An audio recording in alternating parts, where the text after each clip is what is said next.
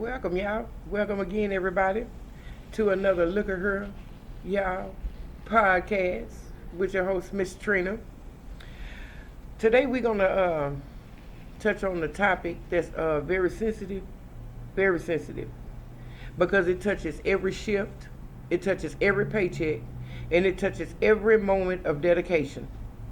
The CNA wages in this here, our great state of Texas. Yes, let's get into the CNA wages. Now, on a job, at any job, if you want to see a fight get started, let people talk about how much they make. For real.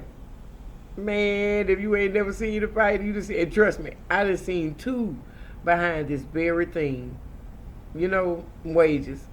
I mean, in one of the cases, position be damned. They didn't care. You know what I'm saying? I don't care. I mean, it's funny now, but it wasn't funny then. Okay, so I think I can laugh about it now. But that was one of my experiences with this subject right here.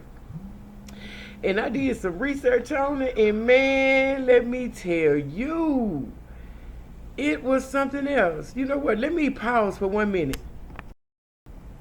Now, before I was so rudely interrupted by my phone, and actually, we're going to talk about the value of CNA work, the wage disparities, and steps toward empowerment. So, you know what? Let's just go and get into this, okay? I've seen, seriously, grace in gritty moments. You know what I mean? I mean, I've seen grace. And the reason why I say that is because when you actually get down to it, the work that you do, the days of being short-staffed, and I really don't care what shift it is, whether it's 6 to 2, 2 to 10, 10 to 6, 7 to 3, 3 to 11, 11 to 7, 8 to, you know what I'm saying? It don't matter. It really doesn't matter, because anytime you short step, you do have to step up.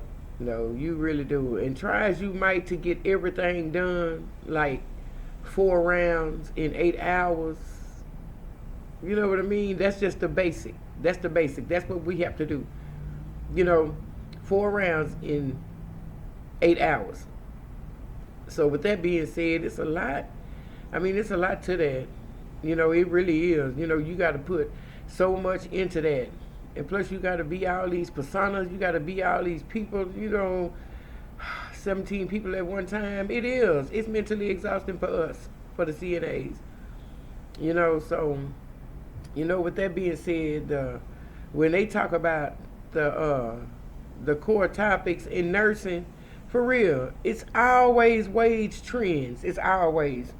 And then you can follow with some stories from the field, from people that's out there clocking in and clocking out right now. Oh yeah, and big shout out to at Joanne Marie 1971. She liked one of my videos and she had commented or whatever, and then she shared a story. It was a story. So if y'all can go to that video and y'all want to see what she shared, by all means, honey, go ahead, because that's something else. That's something else. She went through it that night, but she made it out. She made it out. Now, we're going to get into the breaking down the numbers. You know what I'm saying? What us CNAs actually earn. I'm talking about in the state of Texas. So we're going to pull back the curtain and talk facts, because I did research on this. Now, I really been looking. I was reading until my eyes bled. I don't know how many times I say that, but I do. Because I want to get the right information out there. I don't want to be just getting up on this microphone, up on this screen, just saying some shit, just want somebody to agree with me. No, I'm going to tell you the truth. The truth the way I know it, the truth the way I read it. So if it's a lie in here or whatever, y'all need to be trying to go talk to them, not me. So here we go. Now, we're going to talk facts right now, not assumptions, okay?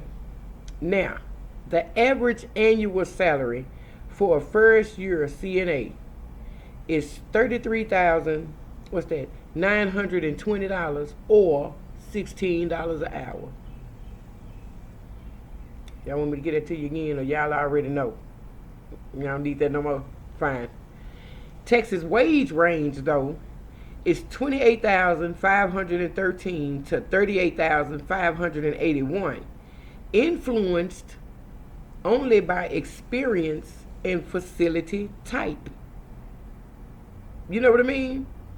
So, as in, if you're working in an assisted living facility, you know you're going to get like what? 12, 13 on average? Probably 12, 13 on average. But if you're working in a skilled nursing facility, y'all know they're going to start y'all out at base. That's probably 12. That's probably 13, 14. And like they say, it all depends on what facility you working at. And it all depends on what facility you working at, like what type. Type A, which is skilled. Type B, which is transitional. And type C, which is, excuse me. And type C, which is adult care. Now, the hospitals and nursing homes, now, if you're a CNA, you would probably want to check, some of the hospitals and, assisted livings. Look, don't get me wrong. Don't please don't come up out the nursing homes. Please don't come out the nursing homes, because that's where the actual shortage is. Because you can find anybody, I'm sorry. Because you can find anybody that want to work up in a hospital. And 9 times out of 10, you don't even need your certification to work in a hospital as a tech. Yes, I've seen it before, so don't lie. Yeah, on the cool. That's something else. But anyway, with that being said, when you go by major city comparison, I'm talking about the major city comparison, per year in Austin, a first-year CNA makes $34,430. That's like what, $1,500 a week? That's like $3,000 and something a month. 12, 3, 6, 9, 10. Yeah, I can't get by hour, but yeah, come on, man. And then when you look at Houston, Houston just is worse. They average first year CNA makes $33,660. And this I got from the CNA.org. So yes, these are real numbers. And in Corpus Christi, it's just as worse. $30,830. I wouldn't say worse. They actually paying what we worth, and it's got something to do with Medicare. I mean, Medicare, Medicaid. I think it's Medicaid if I'm not mistaken, but that's gonna come up in segment 5, because I had to open up segment 5 a little bit more, to understand what I was reading. I don't mind reporting what's on the surface, but what's on the underline, what's behind it, what's down the line is what really counts, because it actually leads you to the surface, like where you are now, like what the, well, in segment 5 is going to be a little bit, it's going to be a little bit in there, but the national contrast, the U.S. average for first year CNAs, the average throughout the whole country, is $36,220 a year. $36, okay. It's more than just that, baby. You know what I'm saying? Shoot. It's whether your rent get paid. It's whether your kids be fed. And it's whether your body gets some rest. And that's just square business. You know what I mean? I mean, people want their job to be worth it. Everybody want their job to be worth it. And like I used to say myself, it ain't no greater job for me than being a caregiver. Yes, I was out there bad like that. No, I still am, because I'm doing this. You know what I mean? So for all of y'all that's listening or whatever, just hang in there with me. Now, segment 3, I had to pull this up because I had to ask the question, what actually shapes a CNA's paycheck? I mean, what shaped it? Because wages ain't random. You can believe that. They reflect how systems value frontline care. And that's just the truth. Yeah, I wrote it. Yeah, I said it. Yeah. Wages ain't random. Shoot. Now you can, when you get into it, there is a point. And one of the points is experience bumps. Now, seriously. Now, like I said, new CNAs earn $32,871 a year. Veterans with like 5 years or more experience, they reach $34,959. You want me to get that to you? First year, 32,871. Veterans that have been in it 5 years or more, we reached 34,959. That's like a 2,000 something, thousand something dollar difference on the cool. For real. Come on now. Y'all know y'all play too much. Now, but don't get it wrong now. Don't get it wrong now. The settings do matter. For real. The settings matter. Because hospitals, they pay way better than nursing homes. Y'all know they do because they go 12 hours. They eliminated the evening shift. Evening shift is hard to staff in a hospital.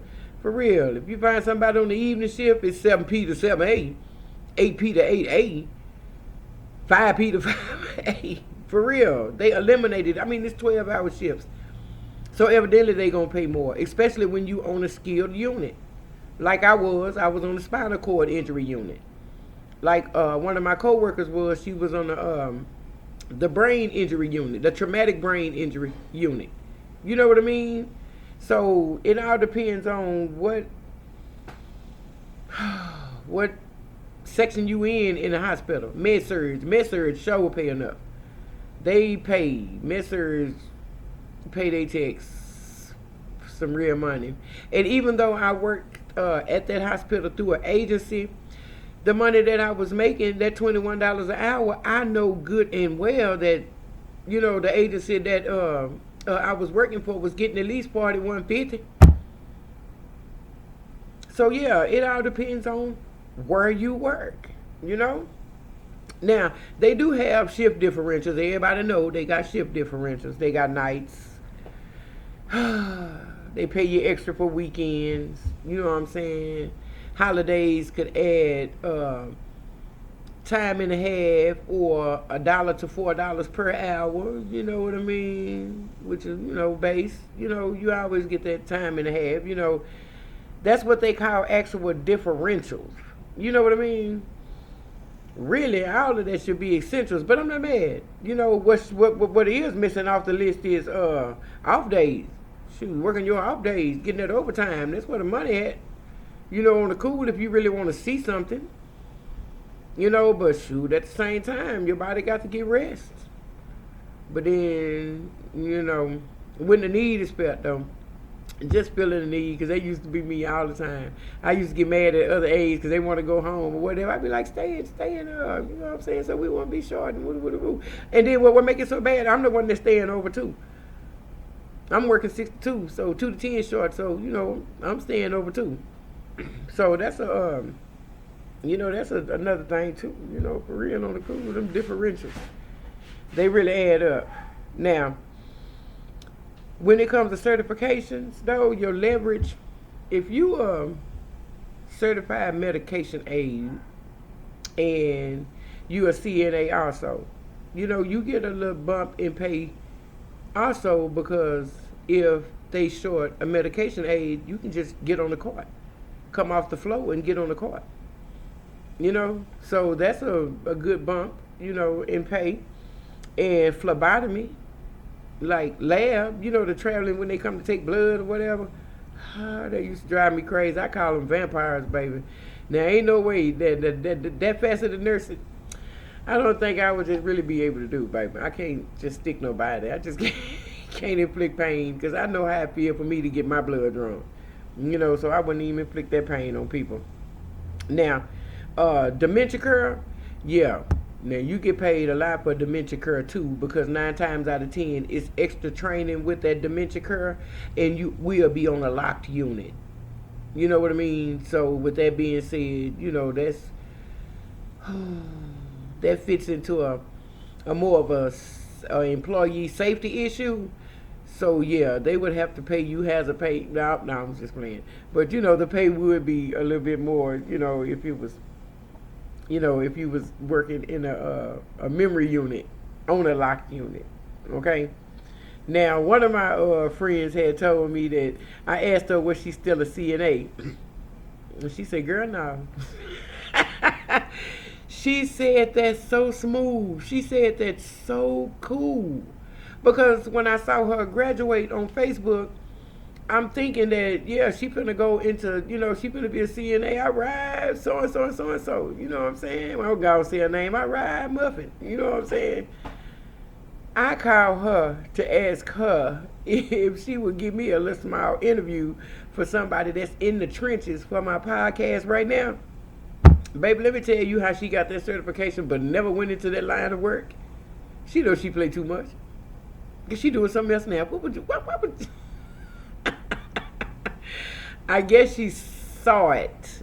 You know what I mean? She had to have seen it while she was getting certified. And I got a horror story like that too, baby. Because we did our certification at Lake Park over there in Oak Cliff.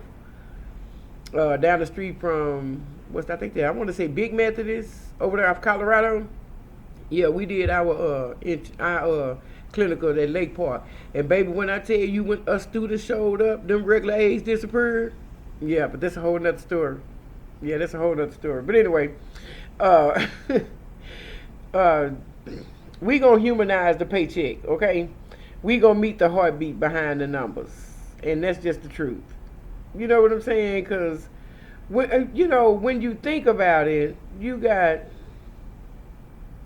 so many people that depend on a paycheck. I mean, that's the reason why we work, And then we are in this field where we are paid to keep people basically alive, or keep paid to keep people safe. To help the elderly and the mentally disabled have a wonderful day in life. So you would think that we supposed to be getting paid just a rapid taste more than what we do when we hired. But then at the same time, come on, y'all, we took the job. So how we gonna complain about the pay? So let me shut up my face on that one. So, but the testimonies that I got was, and I have on my own self. You know what I'm saying? Because I wasn't juggling one, I wasn't juggling two, I was juggling 3 jobs. I'm talking about wasn't getting no sleep. Gonna ask me how I did it. Good, I tell you. I was leaving one job and I was going to work at another. Now at the other job, I got hired Monday through Friday, 6 to 2. That was the job that made me lead training CNA. So I was working for them 6 to 2, Monday through Friday. Now, on Monday, Wednesdays, and Fridays, my job at Millbrook, my people didn't want to see me go, and I really didn't want to go. So I took the PRN position to work Monday, Wednesday, and Fridays over there. Okay? Now, fast forward to 2 months later, I got a call from a lady from a nurse that I used to work with. She told me that she was DON at this new, facility. I ain't gonna tell you where it was, but she told me she was a DON at this new facility, and she wanted me to come and check it out. So I went to check it out, and before I knew it, just then hired me. I couldn't really say nothing because it's not like, she did put me on the spot though, but I couldn't really say nothing because if she did it this way, that means she really need help in this facility. You know what I'm saying? So I agreed to work PRN with her Tuesdays, Thursdays, and Saturday mornings. Okay? Yes, I did. I did this for, what I want to say, about 5 months, about 5-6 months, until I got a call one day. I'm talking about I'm sleeping good, okay? I get a call. Hello. Miss Trina, are you coming to work? I said, who is this? She said, girl, this is Mary. I said, what's today? She said, Saturday. I said, oh, my word. Girl, here I come. I'm so sorry I overslept. Baby, I got up and earned my uniform just as good as I needed to, honey. Okay? Got to work. Made it from Lancaster to so-and-so in about 15 minutes when it usually take 30. Made it out there in 15 minutes, honey. I clocked in and gave her my resignation so smooth it made your head spin. I'm sorry. I'm tired. I'm so sorry, but I'm tired. For real, I was really, really tired and not knowing it. Before I knew it, I had like 4 paychecks that wasn't even cashed. Ain't that something? I mean, just going to in-services, just tired, just working, just running on E's, just trying to help everybody because everybody need help. Then I had to find out my own self. Girl, you ain't no superwoman. You ain't no superman if you don't sit down somewhere. You gonna be the head a whole straight up stroke in this morning. Trying to or a heart attack. For real, from restlessness. Shoot. Try to take care of everybody. Yeah, so all you lawmakers or whatever, if this get passed on to you, if you bored one day and you see this, you know what I'm saying? We ain't asking for no praise. You know what I'm saying? We asking for parity. Like, can we get paid what we worth around here? Seriously. Because really, you really can't put no price on what we do. And that's just square business. You know what I'm saying? To tell you the truth, you just can't put no price on what we do. So with that being said, it is what it is. And we're going to just have to roll with the punches. Now, this policy right here, this segment right here is what I was talking about.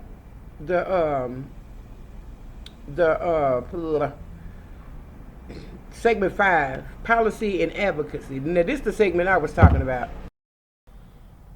Now, let me see if I can finish doing what I'm doing. Hello. I'm sorry, y'all. I had to take a break. I had to go eat. I got hungry. But back to what I was saying. I'm on my segment 5. And this is what I mean by I had researched the policy, the history, and the bigger picture. Like the things that actually form or shape the CNA wages. Okay? Now, when over 87 reform training, they did not touch wages. They didn't address it at all. So, with that being said, wages don't rise in a vacuum. They rise when systems shift and when voices get loud, which is you, CNAs. Y'all know how to speak up for yourself. If y'all know y'all ain't making enough money and y'all pulling more than y'all fair share or more than y'all weight or coming in when it's, short or staying over or helping out whenever needed, coming in on your off days or whatever, you know what I mean? That don't go unnoticed. Don't get it wrong. That don't go unnoticed. But still, speak up for yourself, y'all. Y'all see we don't have no CNA union here in Texas. We ain't got no one voice that's going to speak up for everybody because Texas is an at-will state. So, it's on employment. So, we ain't going to even touch that one. I guess they made it so. You know what I mean? Because, truthfully, I got to research that little part too. Like, well, how come CNAs can't have a union? But anyway, OBRA, though, OBRA 87, they revolutionized the training and the accountability for CNAs. Because they made it mandatory to have 75 hours of training, competency evaluations. That's that yearly, that CNA checklist that y'all do, that we do every year. Yeah, and residents' rights protection. We always got to study the Residents' Bill of Rights before we even get on the floor. We have to study the Residents' Bill of Rights because, as our seniors, in Texas, they have rights too over us first and foremost. But it didn't include the wage standards. Facilities were required to train better, yeah, but not to pay better. And that's the truth. But you know what the result was? The CNAs became more skilled, more essential, but still underpaid. Oh, yes, we was, and yes, we still are. Because like I said at first, you can't put a price on what we do. See? And when I was researching it, I looked up what Medicaid got to do with it. Because I'm nosy. Like I said, I'm real nosy. I looked up what Medicaid had to do with it. So it says, and I quote, in Texas, Medicaid funds over half of nursing home care, and reimbursement rates directly affect CNA wages. Facilities received fixed daily rates per resident, which must cover all costs, including staffing. If rates are low, wages stay low. Even with inflation, Texas has been slow to adjust these rates. And the Texas Health and Human Services Commission, they set these rates, and advocacy groups push for increases every legislative session. Mm-hmm. But yeah. I mean, they push for it every session, but it don't never pass. It don't never go through. It's never reformed. How come CNAs can't have a cap like the RNs do? The RNs do basic starting out. It's like $35 an hour. So how come CNAs got to start at 12, 13, 14, 15? When everybody know we worth 17 and more. Everybody know we worth 17 and more with the work that we do, the documentation, with the work that we do, the one-on-one care, with the work that we do, the in services. That's work that we do. That's work that we should be paid for. Work that we should be compensated for. But the reality is this though. Texas has no state minimum wage above the federal $7.25 an hour. And CNAs often earn just above that, and they ain't lying. Nope, they not lying. That's cold. Come on, Texas. We can't do better than $7.25. Y'all got to be kidding. Is this? I'm talking about this is everybody in Texas. Boy, y'all out of control. I mean, it's funny, but it's not funny. Because seriously, who can live on $7.25 an hour? One person can't even do it, let alone two. Two ain't number $14.50. Baby. Oh yeah. Now in 2023, community attendants reimbursed through Medicaid earned a base wage of $8.11 an hour, one of the lowest in the country. Now, yeah, $8.11. That's like in the base is $7.25. Come on, Texas, you need to stop playing, because baby, they need to have me down at the legislation. I be up in there. Luk'A'Here, y'all. Shoot. Y'all know can't nobody live off that. But advocates, though, our advocates proposed raising it to $15 to $17 an hour, citing they had reasons that it'll reduce turnover, which is true. It'll better care outcomes, which is true, and economic benefits like income tax revenue. True, because we got all these, what I'm saying, most CNAs got all these kids and stuff, man, shoot, go ahead and, what I'm saying, raise it for us. So that at the end of the year or the beginning of the year, whenever y'all file y'all taxes or whatever, it'll really be worth it. Come on, y'all. Come on, Texas. Yeah, we can do better than that for each other. Now, I looked up something too. In the legislature, the legislative efforts and the roadblocks. Yes, it's roadblocks. Listen to what I'm telling you. Bills like HB 886 2025 aim to provide supplemental payments to retirees, but did not include wage increases for active CNAs. You want me to get that to you again? Okay. This year, 2025, House Bill 886 aimed to provide supplemental payments to retirees, but did not include wage increases for active CNAs. Well, I guess, since they're going to give an increase to the retirees, the retirees need the CNAs, so hey, here we go. I guess that's the way we're going to get our money. They get their raise, we get our money, but we got to go through in-home care. We got to go through private duty. We got to go through, other resources other than where we are really, really needed, which is in the nursing homes. Now, unionization efforts are growing, especially in the hospital settings, but nursing homes and home care remain largely non-unionized in Texas. Okay.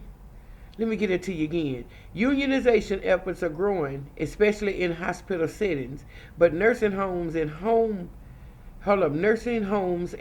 care remain largely non-unionized in Texas. Maybe I need to start us a union, us CNAs, us in-home care people. Maybe we need to start a union. See how far we get with that. Boy, you know what? I ain't gonna even get into that part because I ain't even political like at all. But if it was a something to vote for, this would be it for real.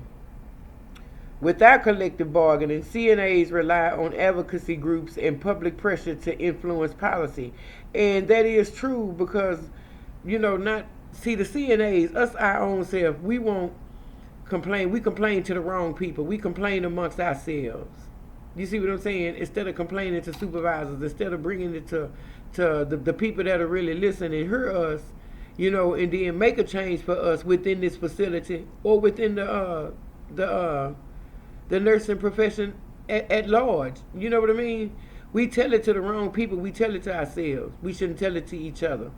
Now, if we're going to tell it to each other, we should all get together in one collective voice and let the state hear about this subject from us. You know what I mean? Because we all can have the same collective thought as to how we want to be paid and what, how we want our wages to be and what we can live on. Yeah. As simple as that. Now, organizations like National Nurses United and Texas Health Institution, they pushing for higher Medicaid reimbursement rates, so look them up. The National Nurses United and Texas Health Institute, they pushing for higher Medicaid reimbursement rates. So higher Medicaid reimbursement rates mean higher CNA wages. Wage floors for direct care workers, meaning, look, I understand that, we have to have a ceiling in our profession. I know we have to have a ceiling, whether it be in nursing home or whether it be in hospitals or in-home care or whatever the area of the profession you're in. I know we have to have a ceiling. But can the ceiling at least be 21, 22? Why 17 got to be the ceiling?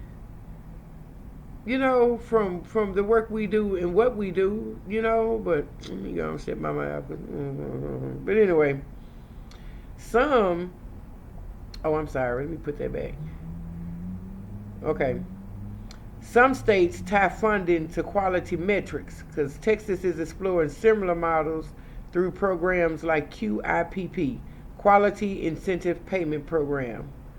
Now that's what I should have looked up. That's what I should have kept looking up because, I kept looking up on when I saw that was the Quality Incentive Payment Program. And I'm going to have to look that up because I sure want to know what that is.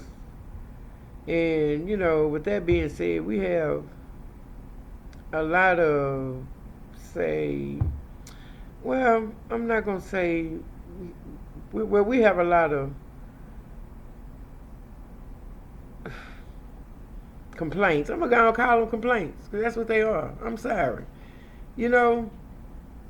They start out as mild discussions, but then when it's not heard, when we not heard, they straight turn into complaints. Well, they turn into complaints up on the ears of the ones who finally hear us.